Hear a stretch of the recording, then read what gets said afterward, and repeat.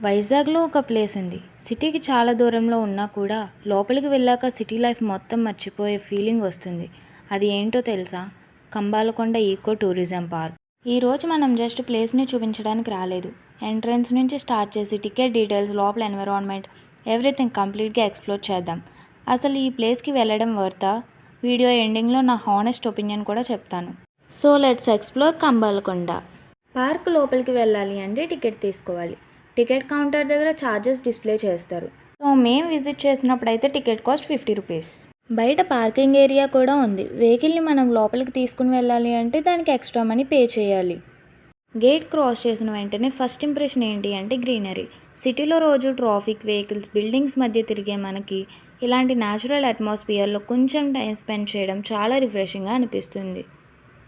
ఇప్పుడు మనం స్లోగా పార్క్లో వాక్ చేస్తూ సరౌండింగ్స్ ఎక్స్ప్లోర్ చేస్తున్నాం.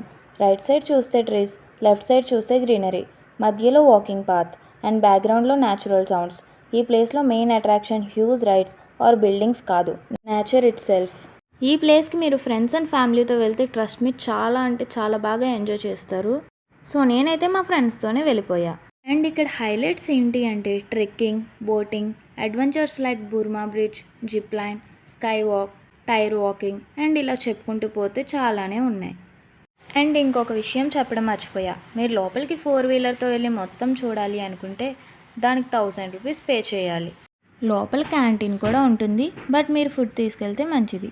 ఈ ప్లేస్ని అయితే పవన్ కళ్యాణ్ గారు ఇనాగ్రేట్ చేశారు.